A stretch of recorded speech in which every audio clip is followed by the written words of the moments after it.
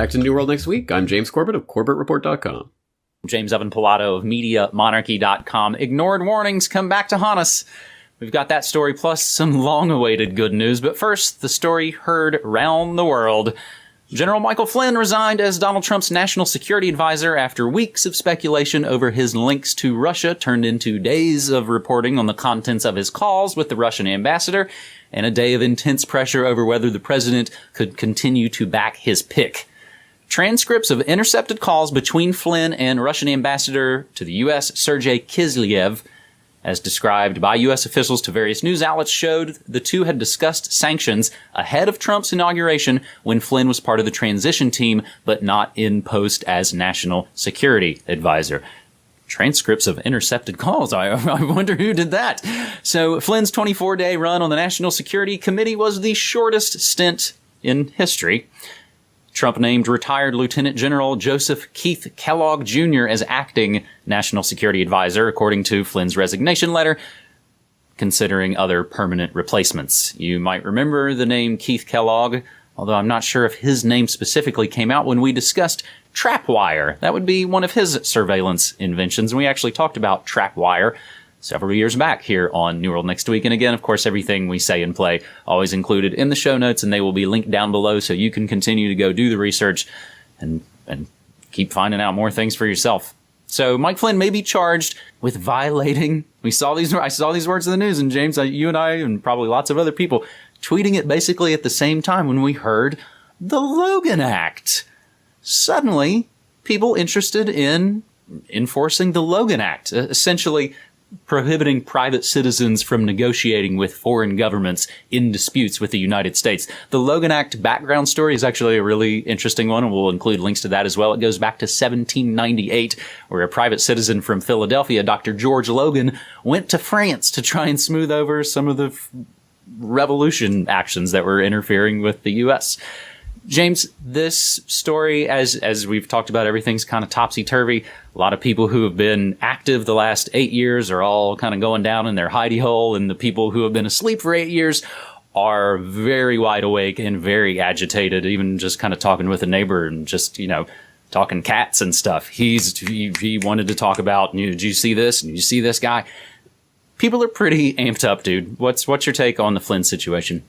Well, everyone's amped up, and both people on both sides of the spectrum are looking at the wrong issues and thinking of it in the wrong way. It's interesting, as you point out, yourself and myself, and I'm sure many other people in the alt media are seeing Logan Act and alarm bells ring, because the other side of that is, of course, Bilderberg and groups like that are themselves a violation of the Logan Act, and every U.S. private citizen that goes there to negotiate with the foreign leaders of governments that are there at Bilderberg every year are in violation of the Logan Act. The other part of the Logan Act lore that we should bring up is the fact that it was signed into law in 1799 by President Adams. It has only ever been used to charge one person ever, and it has never been used to successfully prosecute anyone ever in the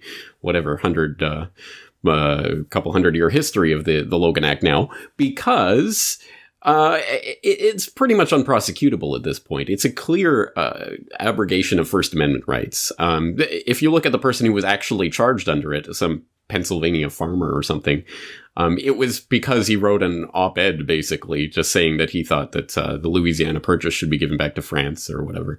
I mean, it was ridiculous and unprosecutable. It's a stupid law, but the point is, Bilderberg is on its face a violation of the Logan Act. All the U.S. citizens attending Bilderberg every year are in violation of it. It's never brought up. It's never been a political issue. No one cares about the Logan Act until there's a political, brouhaha that can be used to their advantage about it. Flynn won't be prosecuted under it, precisely because A, it's unprosecutable, and B, they don't want to set that precedent. They just want to throw it out there and get people kind of acquainted with it and kind of give the insinuation that there was some sort of breach of law going on here, and then, it'll be swept under the rug. But of course it will be etched in people's minds, like your neighbor and other people who kind of just tune into the news just enough to get whatever their political flavor of news is.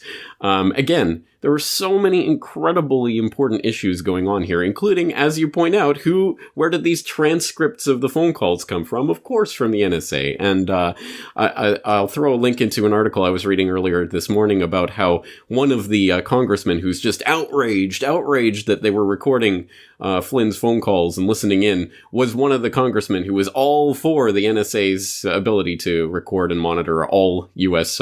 Anyone's phone calls, right? It's all fine, except until it's one of the people in the government. Who would have ever thought? Except the people who have been pointing out, like myself and yourself and others for years, this is the power. This is the real power in government. It isn't the elected officials that you tick a box for. It's the people who are listening in on their phone calls and transcribing everything they're doing. And the people with that access to that power have the blackmail power over the ostensible government. So this story touches on so many important things, none of which are going to be covered. It's all going to be about, it's Trump and Russia and all of this, and they're going to spin it away from the really important bedrock issues here. And no surprise there is the craziness just ratchets up and people just get swept away with it. And there's a lot to get kind of swept away.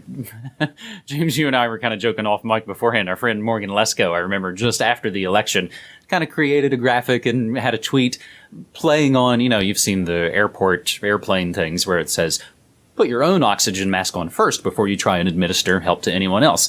Morgan basically said, hey, everybody calm down. Make sure you adjust your own kind of personal, emotional, spiritual self before you go out and try and help all kinds of other people. So I think that's some pretty good advice on this New World Next Week episode number 298 for February 16th, 2017. Our second story this week, I think, is another one that we can look at as blowing up in our faces. A never-happened-before event. As the Oroville Dam drains, a problem remains. You may have heard about massive possible breach of a dam in California. 200,000 people were evacuated at some point. Now, I think that order has been lifted, and the immediate, fears have kind of subsided. But the background on this, and then I'll kind of extrapolate why I think this is important. The Mercury News reports that more than a decade ago, federal and state officials and some of California's largest water agencies rejected concerns that the massive earthen spillway at the Oroville Dam, at risk of collapse and prompting evacuations, could erode during heavy winter rains and cause a catastrophe.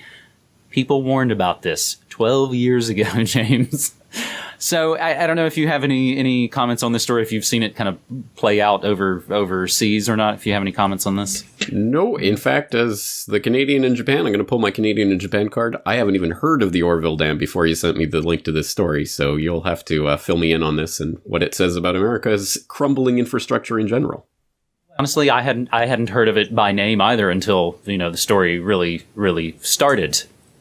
I think why I wanted to kind of talk about this, I think just like our dams bursting and our bridges collapsing, which we see happening more and more frequently, and everything else, we wait for it to blow up in our faces. That was one of my earliest kind of political, social realizations growing up as a kid in America. I was like, oh, we're just really into prevention. We just wait till something blows up in our face, and then we throw all kinds of money and all kinds of resources at it once it's essentially too late, or too late to do anything really effective. I'm kind of dealing with this right now. Real talk time. I let my health and exercise slide all last year while I rebuilt Media Monarchy after being in the commercial radio stations. So now, kind of in the cold of winter here, and we had the worst winter, the most snow we've ever had here in probably about 37 years here in Oregon. Also, along with some family emergencies I'm dealing with, and you can get more on that story on my daily broadcasts if I've been talking about it on the Morning Monarchy, and even the Pump Up the Volume DJ set as well. I realized again that you have to work on these things ahead of time, all the time. It's the ounce of prevention cliche. So I basically spent a year not exercising, enjoying recreational cannabis here in Oregon, and then when it's time to go cook in the kitchen, crack open some beers.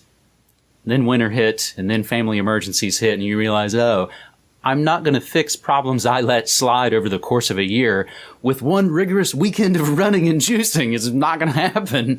So I find this story really interesting. And again, I think adding the personal to these stories that we see gets at, again, what you and I were talking about just off mic. Your latest video about the weird Japanese festival resonates really well, and I think it's resonating with people. That as we see all of this ratcheting up, and just trying to not wig out about everything, these are crazy times. Things are pretty topsy-turvy, James. Any thoughts on that before we move on to our third and final segment?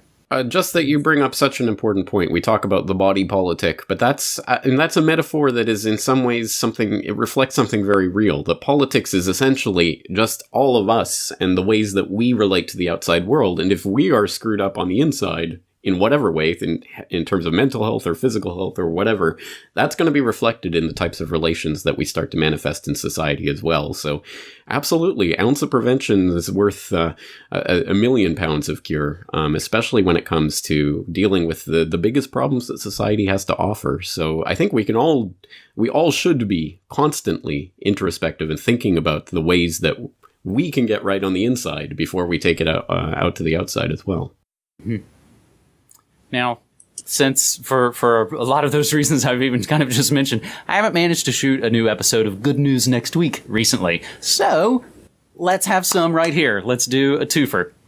Montana House passes bill to block National License Plate Tracking Program. This via Off Now, a Montana bill that would limit the use of automated license plate readers, ALPRs or ALPRs, I'm not sure if they pronounce it that way, in the state, and place significant roadblocks in the way of a federal program using states to help track the location of millions of everyday people through pictures of their license plates.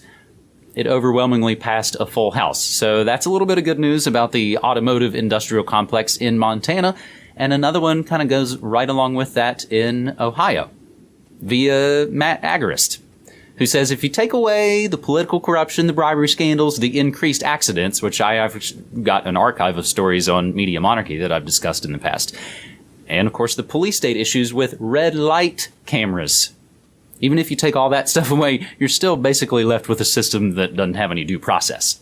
After the corporatist red light camera industry spread through the nation massively, people are finally beginning to realize the dystopia of it. After they woke up to the fact that their, of course, due process had been removed by Optotraffic, a private vendor allowed to extort citizens with the blessings of new Miami, Ohio politicians, the people fought back in the form of a class action lawsuit.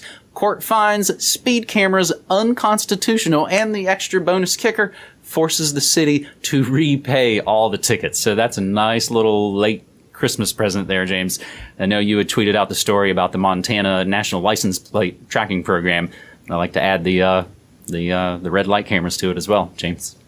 Well, good news stories indeed. And if people haven't checked out the Montana story, I will suggest they do so at offnow.org. That is from Michael Meharry, who I've had on the program a couple of times. We talked, for example, about the Nullify NSA campaign that they were running, and they're highlighting some of these legislative successes. And as someone cynically notes on Twitter, since when does making something illegal ever stop them from doing it anyway? Exactly right. That's true. But it is good to have this codified in law so that at least people can be prosecuted when they inevitably find to have been breaking the law. But the point, I think, ultimately behind this is that it has to do with people's mindset. You're right. People have just accepted it or were indoctrinated into it. Red light cameras is just the new normal, so now let's just put up with it. Or, okay, so they have these automatic license plate readers that they've been using to track everyone's cars for the last 8 years, and they're just now telling us about it. Oh, well, I guess it's a fait accompli, nothing you can do about it. Now, I think the point is to combat that mentality. Again, it's about getting right on the inside and realizing that you are an independent, individual, free human being. And when you act and think and exude that from your very being, it makes a difference in the world. It really does. And if we just go along with it, oh, I guess it's the new normal, what are you going to do? The system's rigged. Then you're already defeated on the inside. And that's the most effective form of slavery, really. I have actually, that even hits to, I think, what would be a great way to wrap up this episode. In the past, when I've had anxiety issues, Mom's always quick to bust out a Bible verse for me that basically says, we weren't made to be a bunch of weak-willed wieners. We were made with strong bodies and strong minds, and we are meant to do, just as you said, exhibit that and be strong and be powerful and be loving and be open with everybody.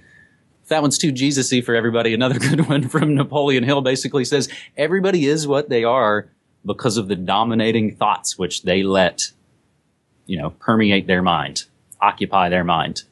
So even if, as you said, on Twitter, it's like, when has laws ever stopped criminals from doing things? If it gets people who, like you were saying, sort of go along to get along and go, oh, well, whatever, what can you do? If they start to think about it and go, oh, they removed them? Why? They're unconstitutional? And then hopefully that gets that ball rolling. I think that's a great way to wrap up this episode 298 of Good News Next Week. Always want to remind you to subscribe to the shows and to please support our work. We are completely independent, non-commercial, alternative outlets. We're not fake news. We're not funded with weird clicks. None of that garbage. You've never seen ads or pre-rolls on any of our stuff in the nearly combined... Geez, James, can I say that you and I have been doing this for a combined almost 20 years?